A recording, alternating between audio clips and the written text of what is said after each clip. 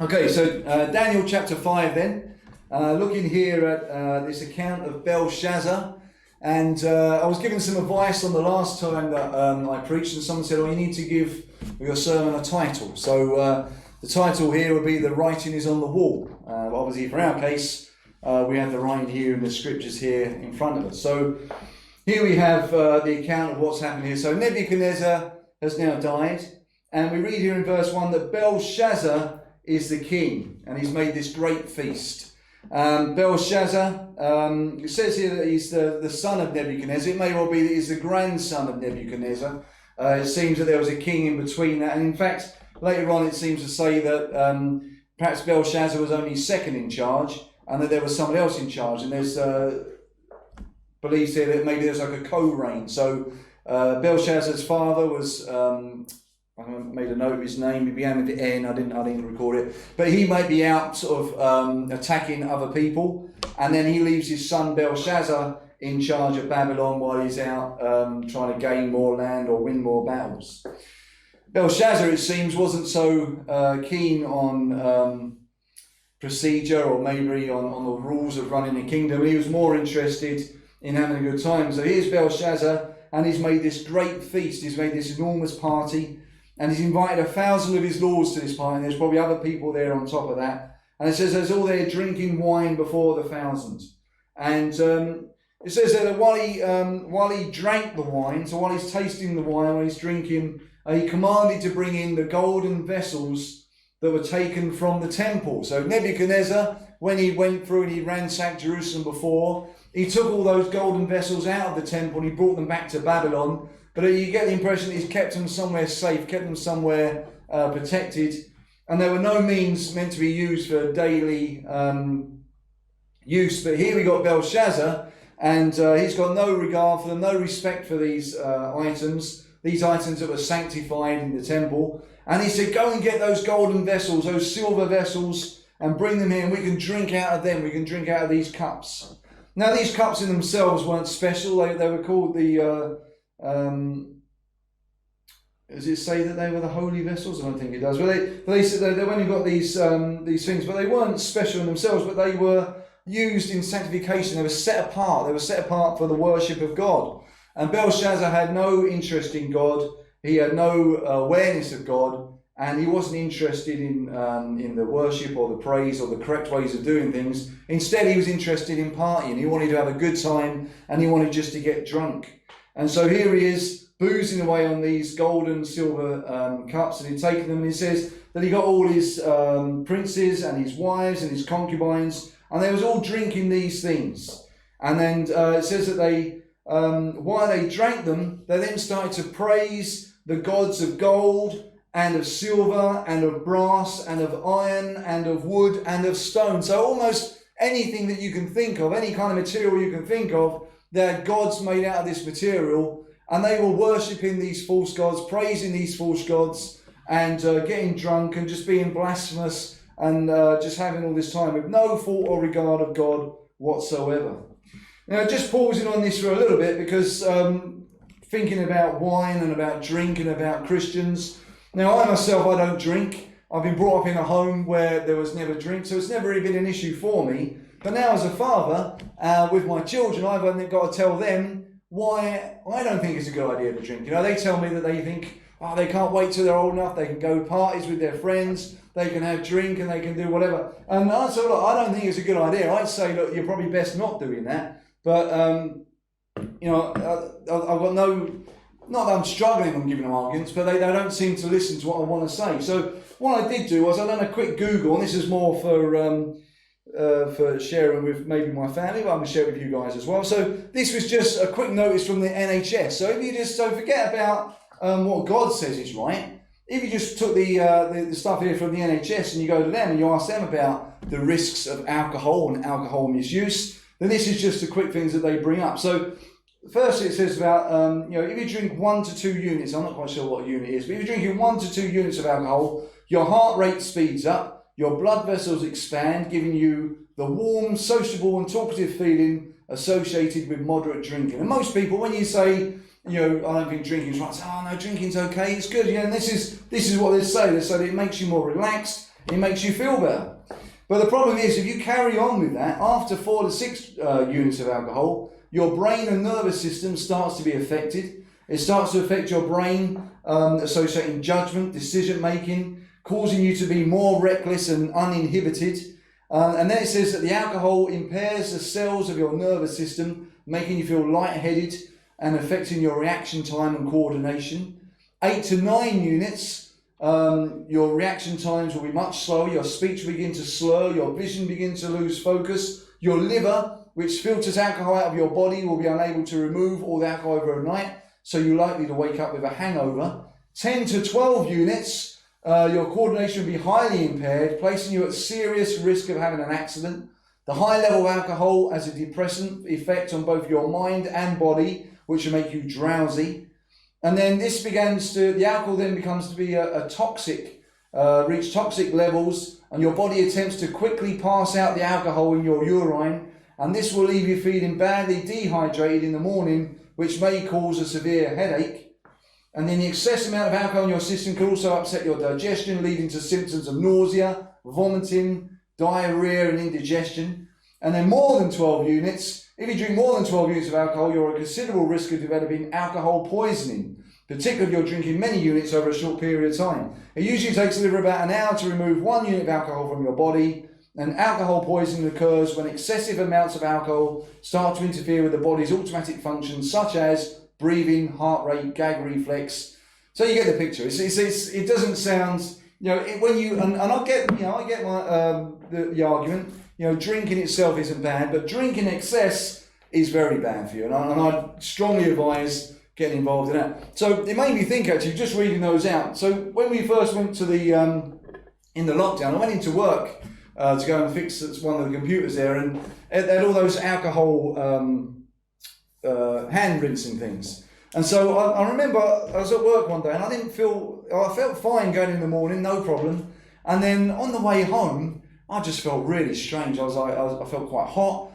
I ride to work on a motorcycle. When I was walking back to my motorcycle, I wasn't walking in a straight line. I felt I was sort of walking a little bit jaggedly. I got home all fine, no problem. And then I just felt really ill. I had to go into the toilet, and I basically just threw up everywhere. I couldn't stop it. It was just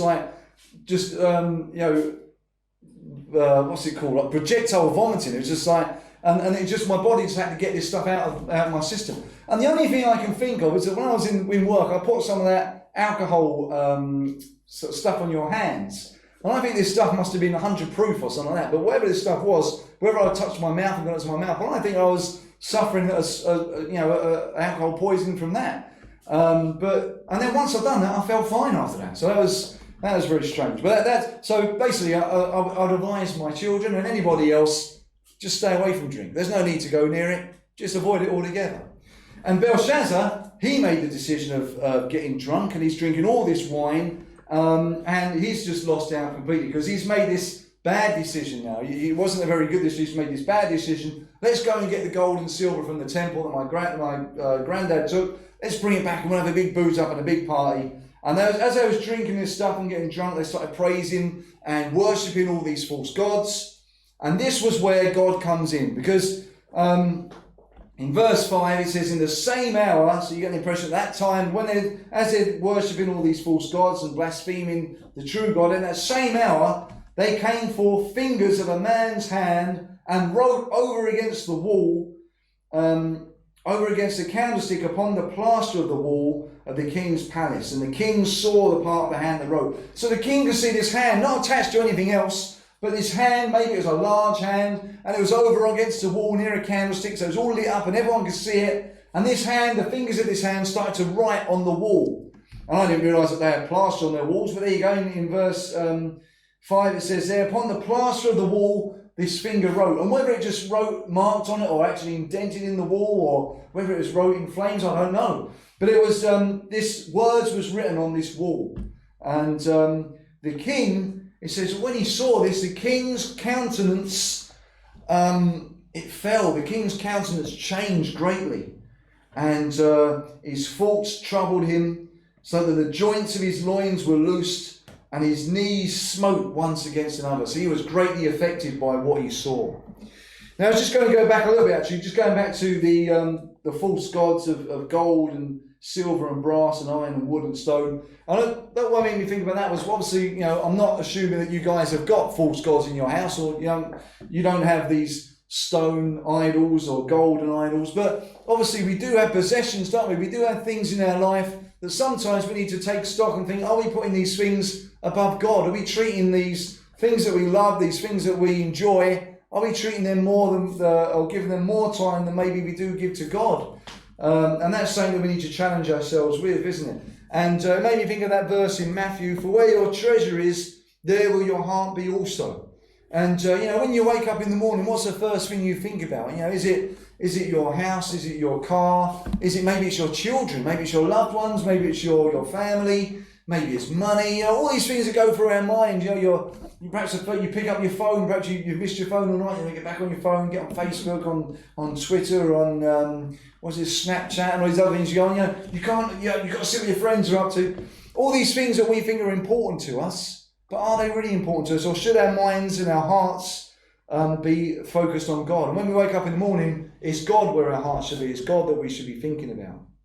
Anyway, back to Belshazzar. So here he is. He's seen this apparition. He's seen this hand come out of nowhere, writing on the wall. And his countenance, just imagine that all the blood has drained out of his face. He's gone all pale. And his knees are now knocking together. And his loins, the joints of his loins are loosed. Almost like he can't even stand up. His legs have gone from underneath him. And I was sharing with Luke about Nelson and the red coat and his brown trousers, but we won't go into that. But maybe this is what happened to the king. The king had he was greatly affected by this. It could be seen that he was being greatly affected by this as well. And where one minute he was laughing and joking and having a great time, now he's got this great look of fear on his face. And maybe he couldn't stand. He had to sit down and he sobered up pretty quick, didn't he? He wasn't partying anymore. And that made me think about that psalm that we read out, Psalm 46. And that verse there that says, God is our refuge, and He's a great help in a time of trouble. When we're scared, when we're fearful, we've got God, haven't we? We can rest in God, we can trust in God, and know that He's there to help us. But Belshazzar, he didn't have that. He didn't have that to lean back on, did he? He didn't have that help. He didn't have that one that he could rest on. He didn't have that place of refuge. And so, what could he do? He couldn't do anything. He had to shout out to his astrologers. And in verse 7, the king cries out aloud, bring in my astrologers and the Chaldeans and the soothsayers. And the king spake to the wise men of Babylon, whosoever shall read this writing and show me the interpretation thereof shall be clothed with scarlet and have a chain of gold about his neck and shall be the third ruler in the kingdom. So the third ruler. So why not the second ruler? If he's the king, maybe there's another king and then him and then the third ruler there. But anyway, this is what he was offering. He couldn't read the words himself. He didn't understand it for himself. Calling all my clever people, calling all the astrologers, all the Chaldeans. What's it saying? What does this mean? And so we've met these people before, even the previous chapters. And Nebuchadnezzar, he'd always used to call for his soothsayers and his Chaldeans and his astrologers. And they never helped him out, did they? They never come up with the right answer. And sure enough, here again, these people, they didn't know. They couldn't come up with the answer. And it says there in verse 8, then came in all the king's wise men, but they could not read the writing, nor make known to the king the interpretation thereof. Now, whether it was a case that they couldn't see the writing anymore, maybe the writing was there and it had gone, maybe the writing was still there, maybe it was still there but they couldn't read it because it was God had hid it from their eyes. Whether it was reading whether it was a language they just didn't understand and didn't know, I don't know. But for whatever reason it was, these wise men, these learned men who knew lots of things, knew lots of languages, for some reason God hid it from them, and these men could not understand what was written on the wall. So King Belshazzar now, he's even more depressed, isn't he? And this is what the world is like, isn't it? The world wants answers. The world wants to know what's going on, and they turn to their, we've got this pandemic going on at the moment, and they go to the scientists. And they go to all these people and they get all their numbers and they work out the R number. Is this going to help? Is that going to help? What about this mask? What about that mask? Keep 2 meters, keep 1 meter. Don't get on the bus, get on the bus. And we don't really know what we do and make it up as we go along. And the world's always doing this. The world tries to find its way through things, tries to get the answer. But the world doesn't know what's going on. We have to go to the Lord. Only the God that has the answers. And Belshazzar should have done that. Actually, he should have gone to God and asked what this meant. But instead, he went to these men, and they couldn't give an answer to him. They couldn't help him out. And he was offering his reward, wasn't he? His reward was, I'll give you a chain of gold. I'll clothe you in scarlet, and I'll make you the third ruler of the kingdom. This is what he was offering. But these were empty offerings that he was given, and it was no good if you couldn't give it back to him anyway. And then it made me think about the rewards that God gives. And so I thought just read out Matthew 5 briefly. And these are Beatitudes, isn't it? And blessed, from verse 3, Matthew 5 verse 3, blessed are the poor in spirit, for theirs is the kingdom of heaven. Blessed are they that mourn, for they shall be comforted. Blessed are the meek, for they shall inherit the earth. Blessed are they which do hunger and thirst after righteousness, for they shall be filled. Blessed are the merciful, for they shall obtain mercy. Blessed are the pure in heart, for they shall see God. Blessed are the peacemakers, for they shall be called the children of God. Blessed are they which are persecuted for righteousness' sake, for theirs is the kingdom of heaven. Blessed are ye when men shall revile you and persecute you, and shall say all manner of evil against you falsely for my sake. Rejoice and be exceeding glad, for great is your reward in heaven. For so persecuted they the prophets which were before you. So here you got the Lord telling us what he can reward us with. He can bless us. The kingdom of heaven is what he said is for us, if we trust in him and put our faith in him. But Belshazzar, he put his faith in the soothsayers, in the wise men, in the Chaldeans, and they couldn't help him, and he was at a loss. So then, we said in verse 10 that the queen, and we think maybe this was the queen mother. So whether it was Belshazzar's mum, or maybe his grandmum, probably not his wife, because in verse 2, it says that the king and his princes and his wives and his concubines, they was all there. So you can imagine that all the contemporaries are all there in verse 2. But this woman, she'd stayed out of the way, maybe because she was a bit older and that wasn't her kind of thing. But here you go, she's heard now that the king is scared, terrified, his countenance has changed, and someone's gotten used to the queen mother. And she's come in now, and she's come to see the king. "O king, live forever." Their common greeting that they used to say, "O king, live forever." She said, "Look, why are your thoughts troubling you? Don't let your countenance be changed. Don't be scared. Don't worry. Look, there's a man in your kingdom that you can go to." And this is why I also think she's probably a bit older, because she remembered Daniel. She remembered Daniel from before. Daniel now is an old man, maybe retired. He was obviously second in the kingdom at one point. But he's now maybe retired and not on the scene anymore. But this woman, she comes in, "Don't you remember Daniel? Your father Nebuchadnezzar, your grandfather maybe, your father Nebuchadnezzar the king, he used to rely on Daniel. And Daniel was able to do great things." And she lists them all out there, doesn't she, in verse 11. "There's a man in thy kingdom in whom is the spirit of the holy gods, and in the days of thy father light and understanding and wisdom, like the wisdom of the gods, was found in him. And your father, the king, he made him the master of the magicians and astrologers of the Chaldeans and the soothsayers, because there was an excellent spirit and knowledge and understanding, interpreting of dreams, showing of hard sentences, and dissolving of doubts were found in the same Daniel." So this Daniel was a guy to know, wasn't it? If you had a problem, you go and see Daniel. He could explain hard sentences. He could get rid of your doubts. He could interpret things for you, because God was with him, and God gave him this great knowledge and this great understanding. And this woman said, "Look, this is who you need. You need Daniel. So quickly, go and get Daniel." So they went and they got Daniel. They sought for Daniel, and they brought him in before the king. And in verse 13, Daniel was brought before the king. And then the king says there, "Art thou that Daniel?" And he says, he rules off the things that were said there. "Are you the Daniel that was taken out of Jerusalem by my father? And I've heard great things of you, Daniel." And he tries to big him up, that you can do all these great things. Now these wise men, they've been here, but they can't read it. They can't work it out. They can't interpret it. But I've heard that you can make interpretations. You can dissolve doubts. And if you can read the writing, I'm going to make you the third ruler in the kingdom. I'm going to give you some nice scarlet clothes, get you a nice chain of gold. What do you say, Daniel? What does it say on the wall? What are these words I can see? And then Daniel, comes with his answer, and he says, even bear in mind that this is a king, and most people, they grovel before the king. Daniel said, look, you can keep your gifts. I'm not interested. Let thy gifts be to thyself, and give thy rewards to another. You can't give me... I mean, he was second in command, wasn't he, for many years. And now you're offering me third in command. I don't need this. I'm an old man. I don't need this. I don't need your riches. There's nothing that you've got that interests me, king. I'm not interested in anything that you can give me. But, nevertheless, I will tell you what these words mean.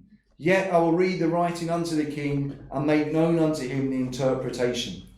And then in verse 18, he goes on and he tells the king, he says, look, don't you remember your grandfather Nebuchadnezzar? He said, look, the true God, it was him that made Nebuchadnezzar great. He gave King Nebuchadnezzar the kingdom and the majesty and the glory and the honor.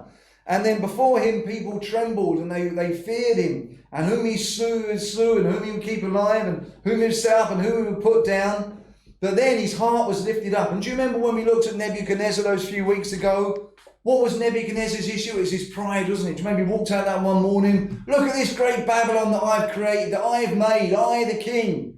And God, when he said those words, God struck him down and made him mad, didn't he? And sent him out into the field, and he lived like an animal for 7 years. And he ate the grass, and he lived outside, and the dew come down on his back, and the rain, and he wasn't allowed back in the kingdom. He went mad for those 7 years. And God humbled him, didn't he? God humbled Nebuchadnezzar and showed him who is the true God, Nebuchadnezzar. It's not you, you're just a man, you're nothing. I am God. And God was merciful in that he gave Nebuchadnezzar his throne back. He could have destroyed him, but he didn't. He kept him for those 7 years and then gave him back his kingdom. And when he did give him back his kingdom, Nebuchadnezzar was humbled, and he said, you are the true God, and you can do all things. And so Daniel is relaying this to Belshazzar. Don't you remember what happened to Nebuchadnezzar? You must remember. It's your granddad. Surely everyone talks about it in your family. Surely you remember that when he was proud and when he put himself up before God, he was struck down. And he says, thou, in verse 22, thou his son, O Belshazzar, you've not humbled your heart. Though you knew all these things, why did you not humble yourself? You saw all these things in the past. Why did you not remember them? Why did you not believe these things? And he says here, but you've lifted yourself up against the Lord of heaven. You brought the vessels out of the house before thee, and thy lords and thy wives and thy concubines have drunk wine in them, and thou praised the gods of silver and of gold and of brass and of iron, of wood and of stone, which see not, nor hear not, nor know. And God, in whose hand thy breath is, and in whose are all thy ways, hast thou not glorified. Now Daniel wasn't at the party, but he was able to relay back everything that had happened, maybe showing there that God revealed this to him, and maybe Belshazzar said, well, how did he know that? How did this guy know that I got those cups out? How does he know that I was worshipping these false gods? But Daniel knew because God had revealed this to him, and maybe Belshazzar could see truly this is a man of God. And then Daniel says those words there, doesn't it? And the God in whose hand thy breath is, and in whose are all thy ways, hast thou not glorified. So you're praising and worshipping all these false gods made out of gold and silver and brass and wood and stone. But what about the true God? What about the God that gives you breath? What about him? What have you done him? And he said, you just neglected him. You haven't glorified him at all. And then I was listening to a man earlier today preaching on this, and this stuck with me. And he said, look, you think of Belshazzar, he's been sitting there boozing away, drinking all this wine, perhaps eating cheese and what have you. And he said, the God in whose hand thy breath is. And he says, your stinking breath. Your breath, Belshazzar, your stinking breath. That's what this man was saying. And that made me think about me, it made me think us, and sometimes, our breath stinks, doesn't it? I'm not saying that, you got bad halitosis or anything like that, but what I'm saying is, our lives before God, our lives are stinking before God, aren't they? Our lives are wretched and wicked. And, here's God, the Almighty God that made all things are in his control. All things are his. Do we glorify God? Do we give God the praise and the worship that he deserves, knowing that he controls everything that we have? And when you think about our breath, you don't think to breathe, do you? Your body just breathes by itself.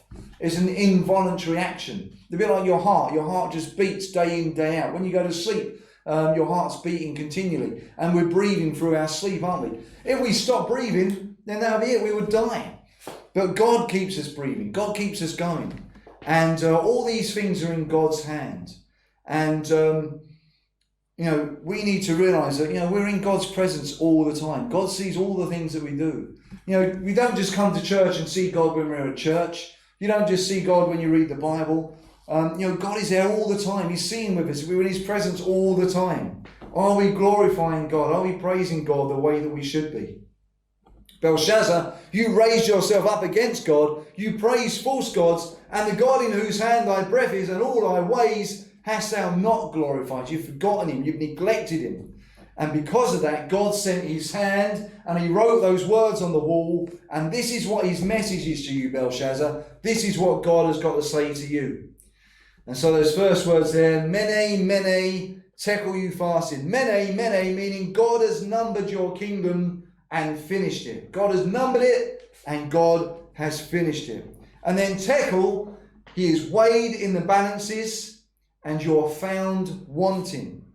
And Perez, thy kingdom is divided to the Medes and the Persians. So Daniel goes straight into it then. He interprets it what it means. He reads out the words. He can no problem read them. It says, Mene, Mene, Tekel Upharsin. And then he interprets it and tells him what these means are. God has numbered your kingdom. God has seen what you've done, Belshazzar, and he's not happy with what you've done. And he's numbered it and he's finished it. Your kingdom is up. Do you remember back with Nebuchadnezzar, he had that big statue and it's gold and silver and bronze. And Daniel said, look, the gold is Babylon. That's Nebuchadnezzar. And then it goes silver, and that's where it goes to the Medes and the Persians. And this is what's happening here. This is where the kingdom's going to leave Babylon, and it's going to go over to the Medes and the Persians. The prophecy that Daniel gave was now being foretold and fulfilled. And this is the writing. Meaning, God has numbered your kingdom and finished it. Tekel, thou art weighed in the balances and art found wanting. You got the picture of those scales, haven't you? And you've got to make them balance, you've got to make them meet. And if you get it wrong, the one goes up or the other one goes up. Well, God has numbered your kingdom and you've been weighed in the balances and you're found wanting. What does God see when he looks at our lives? Does he see that we're wanting? Here's God's, what God expects and here's what we give, and we can never make that right, can we? We can't do that ourselves. But God, through his grace and his mercy, through his Son, the Lord Jesus Christ, he's able to balance those balances for us. And if we put our trust in him, we know that he's washed all our sin away and that we're right in him. But with Belshazzar, that wasn't the case. And then Perez, thy kingdom is divided and given to the Medes and the Persians. Different there than the word above, isn't it? Upharsin, maybe that was on the wall. But here he said Perez. And reading up on this, they said it's the same word. You've got Upharsin and Perez is the same word. The U, I think you can say, is like an and. So you could say and Farsin. And Farsin is the plural of Perez. So Perez is singular and Farsin is plural. A bit like cherub and cherubim or seraph and seraphim. And you put the sin on the end of it. But same meaning. And so there you go. Thy kingdom is divided and given to the Medes and the Persians. And so this was what Daniel gave to the Belshazzar. He gave him this answer. And so Belshazzar, he said, well, look, you've done what I asked. You gave me the answer that was there on the wall. So look, I'm going to give you this stuff anyway. So they said, clothe Daniel in scarlet and put a chain of gold around his neck and make proclamation concerning that Daniel is now the third ruler of the kingdom.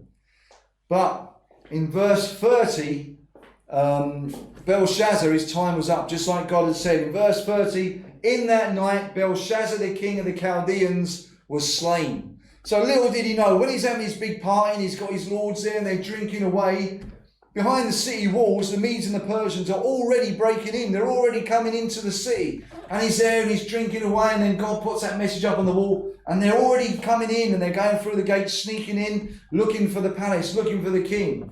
And that very night, they broke in, they got Belshazzar and they put him to death.